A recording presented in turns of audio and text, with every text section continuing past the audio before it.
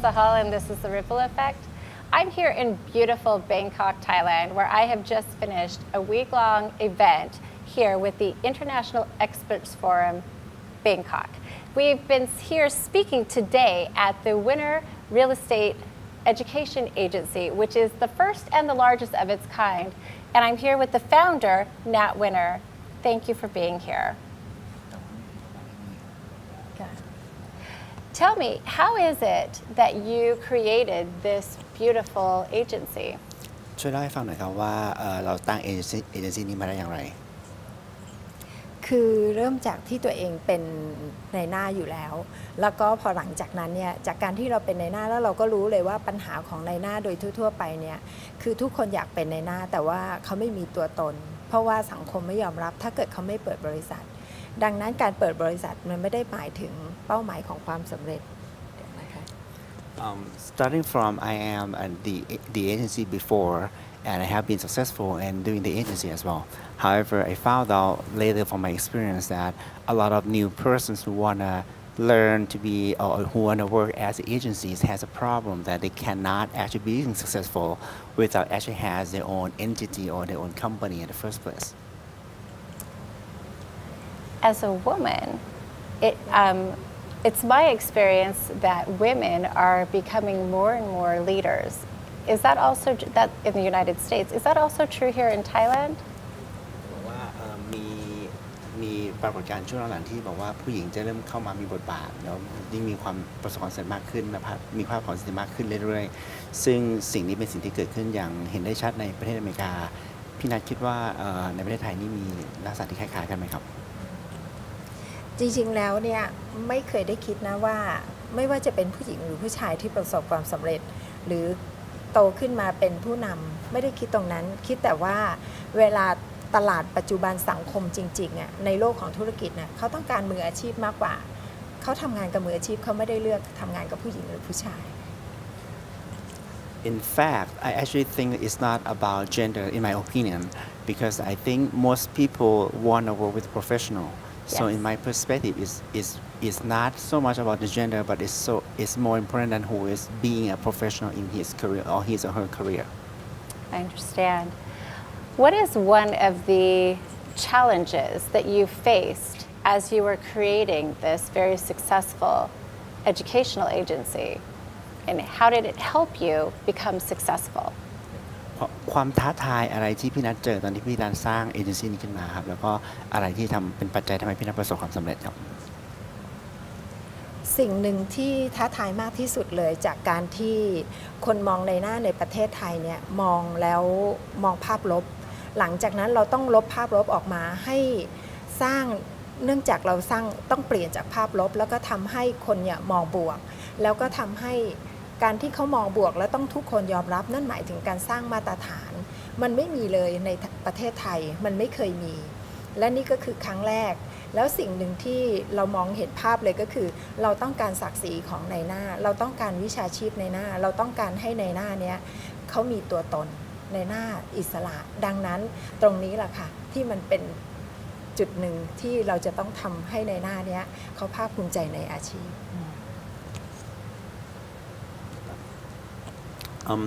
The first challenge that I found is about the negativity of perceptions of public with the broker or agencies. And there is one thing that Winner is trying to establish.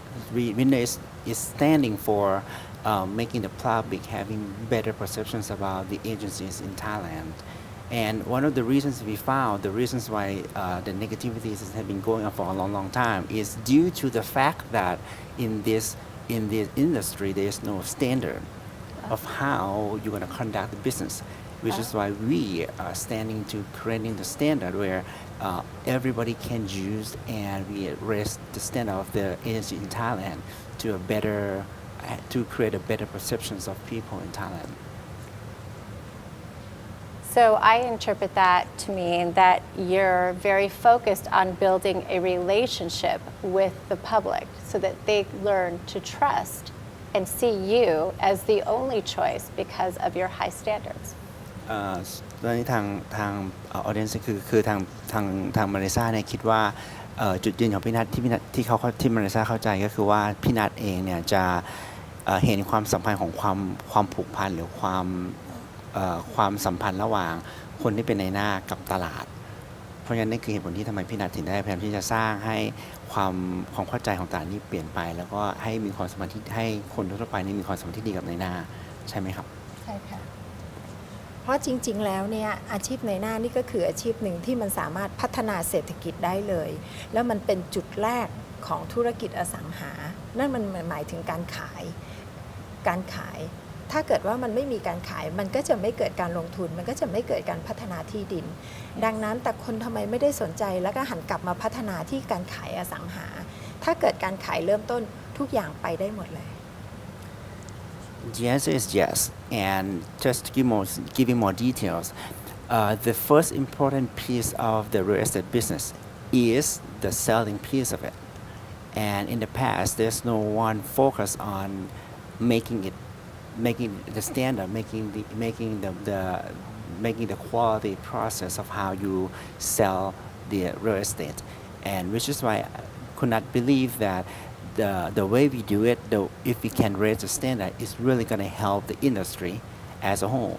And she also believed that being the agency is one way to really creating or making a lot of money to be able to impact their own life and other people as well. I agree. What advice does she have for someone who's wanting to purchase real estate that lives outside of Thailand? พี่นัทมีคำแนะนำยังไงสำหรับคนที่อยู่ต่างประเทศแต่ว่ามีสนใจที่จะซื้ออสังหาในประเทศไทยครับ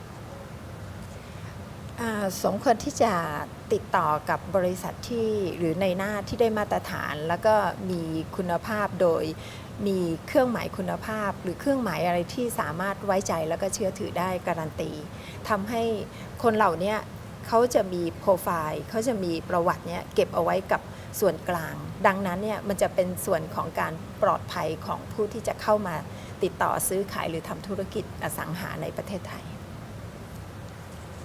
I would suggest that any foreigner who wanted to buy the real estate in Thailand do contact the agencies or broker who actually is certified at some point because at the end of the day, buying real estate, we have to control the risk.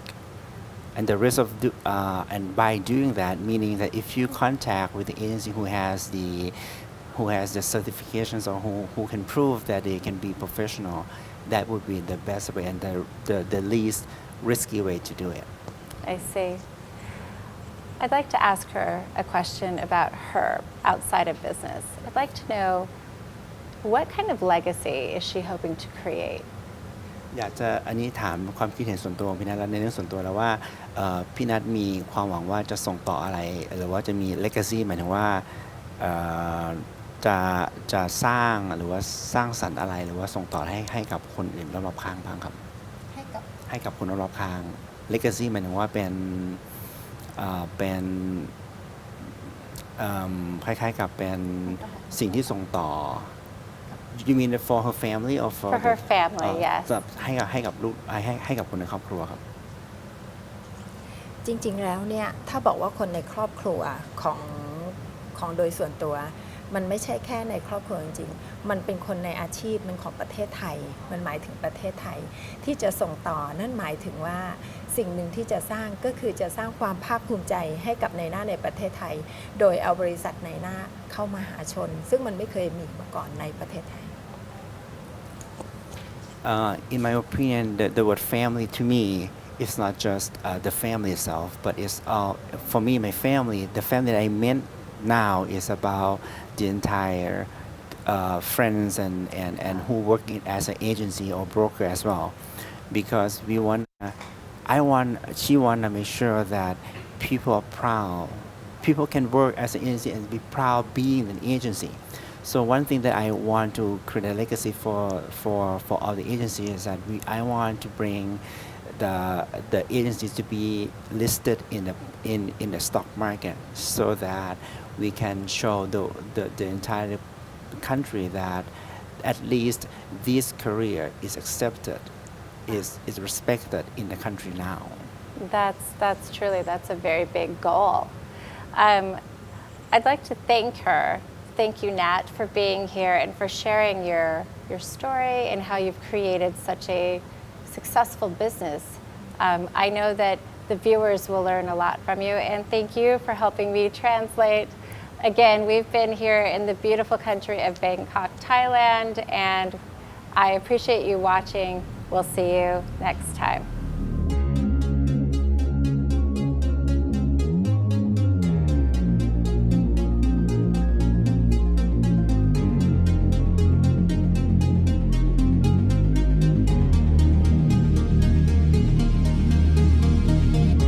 And welcome back to The Ripple Effect. I'm your host, Melissa Hull, and now I'm joined by the other founder of the Speakers Travel Club, Mr. Mitch Carson. Thank you for being here. I'm excited to be able to share this opportunity with you. So, Mitch, we just finished a week here in Bangkok, Thailand. Yes. It was extremely successful. Tell me a little bit about why you believe in this format. What is it about the Speakers Travel Club that you find so beneficial for speakers? Well, it started off with, I'm going to give a little history of how this started.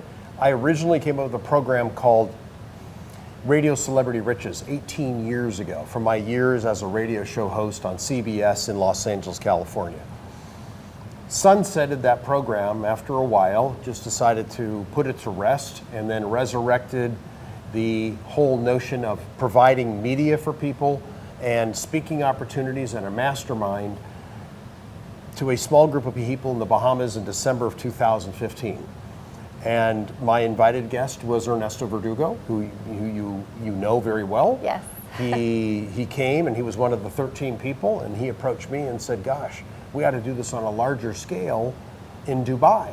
That was the first idea. It's like, okay, I had this core concept that was proven to work. Got 13 raving video testimonials from the speakers and the attendees. So we need to do this on a grander scale.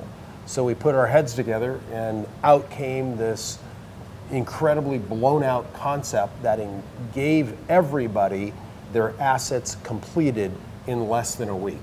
What do I mean by assets? Assets ranging from proven television, meaning CNBC television, proven radio stations that are, let's say, which have a station on the ground, and that gets broadcast throughout the Gulf region, as well as we've replicated that just this week in Thailand. Absolutely. So we did that with a local station that blasts, well, it's not local, it's national radio show, where we're all recorded, and it goes up in Thai, and there's a translator.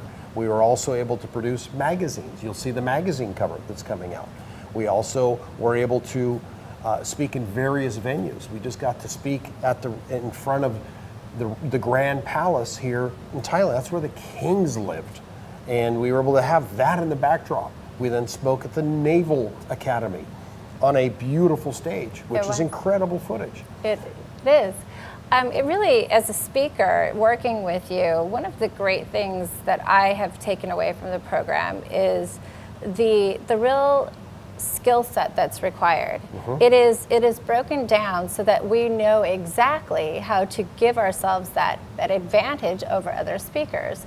Now, I know that you have a long history in marketing as well. How does the marketing play into effectively creating a speaking career? Well, the first thing is, I spend a good several hours on defining the message, because most people say, I want to speak, but I don't know what I want to speak about. That's a big challenge for almost everyone. Almost, unless they are perfectly clear, and I have yet to find anyone that is perfectly clear. Everybody can get that refined, including myself. That's a work in progress. It's not defined and then you put it to rest. That's what I'm going to talk about the rest of my life. No, you've got to evolve. The world keeps turning, and you have to continue to evolve and adjust to the world. And we have a spin. You've got to change your spin. I'm constantly reinventing myself after 30 years of doing this. And all the speakers I've worked with over the years are doing the same if they want to stay in the game. So you have to be able to adapt. Adaptability is key. I would say that's one. The marketing is, you've got to embrace LinkedIn. You've got to embrace YouTube. You've got to have a book or two. And I would suggest you publish a new book every couple years to stay relevant and to stay in the top of mind awareness of your target audience without that you're lost. I mean, that's really what happens. If you don't stay active today, yesterday's news is yesterday's news, you're forgotten. And guess what happens when you're forgotten? Your income takes a fall. That's very true. That's very true. You've mentioned a lot of things, LinkedIn, Facebook, YouTube. What if a speaker doesn't really know how to create that or how to effectively set it up? How is that something that you also? I do it on select cases. I mean, there are special clients that I'll work with, and I certainly discuss and recommend the pathway in order to be successful. You know, when I spoke today, I gave a short formula. It works. If you just follow the formula, you got to start with a book. You got to have a Facebook page, which was formerly a fan page. You must be active on it. You have to engage with people who comment. Engagement is key. Same with your YouTube channel. Your LinkedIn, you've got to stay publishing content. You've got to have a blog and upload content. Be out there. You've got to speak and find stages. You got to get on the news. I mean, it may seem like a job or a lot of work. Well, guess what? It is. It is a lot of work. It's a lot of work. It is a lot of work. It's a lot of work. But if this is your chosen career, the rewards will be there. The money will flow where the energy flows. I agree. You know, where the energy goes, the money flows. I've heard that one before, somewhere out of the twist. So, Mitch, you said just a minute ago that you've been doing this for 30 years. Uh-huh. I'm sure at this point you could easily retire. So what is it about this that keeps you doing it? Well, there's no greater joy than my background. I owned a martial arts school years ago.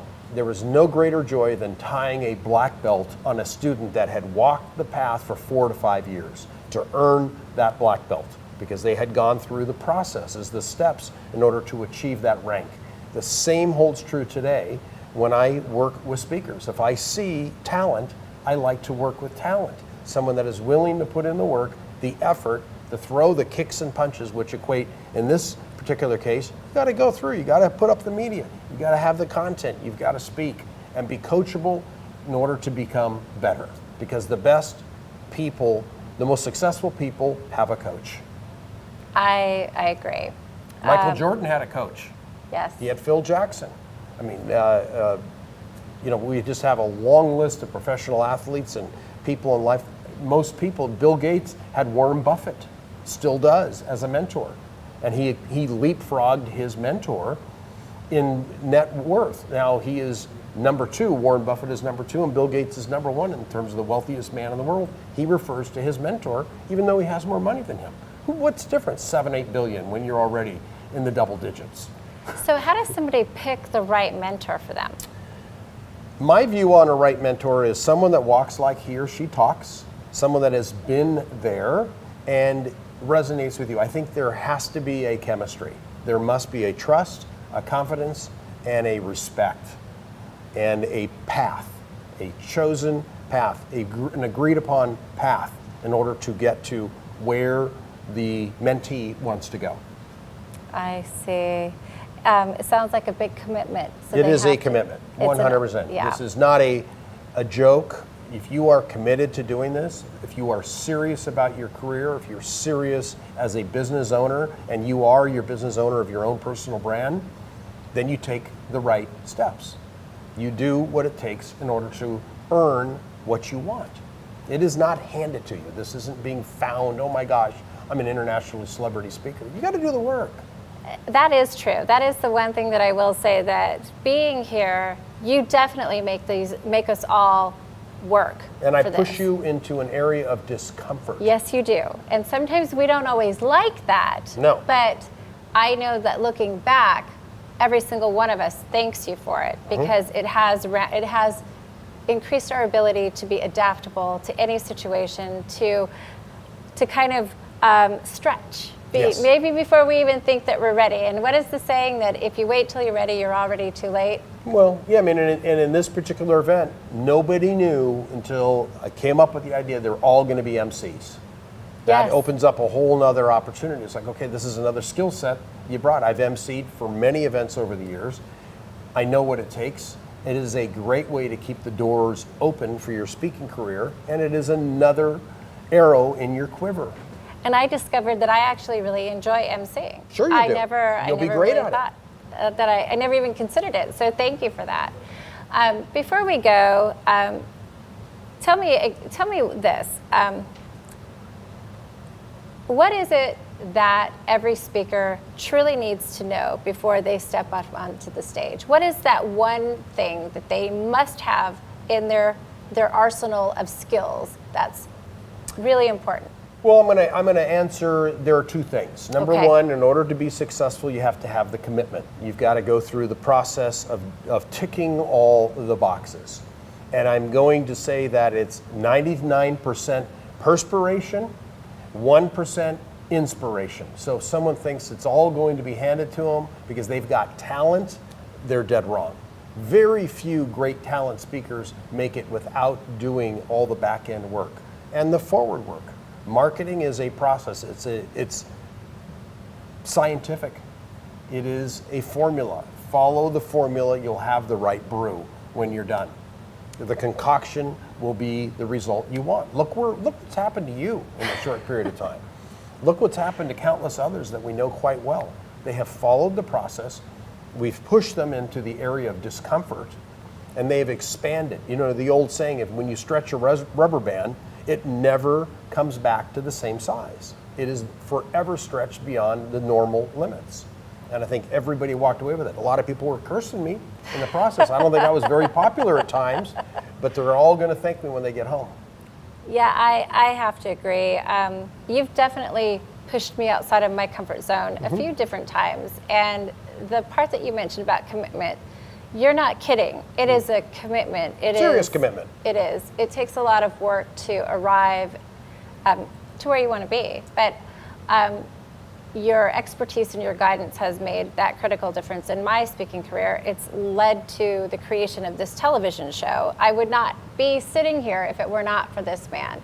So, Mitch, I want to personally thank you. And I'm going to encourage each and every one of you that have a passion to share your story, or if you have a message that you would like to put out into the world, please find Mitch Carson and Ernesto Verdugo at Speakers Travel Club. They will help you create that speaking career that you are dreaming of. So thank you again, Mitch. Thank you for having me. Thank you for watching. I'm Melissa Hull, and this has been The Ripple Effect.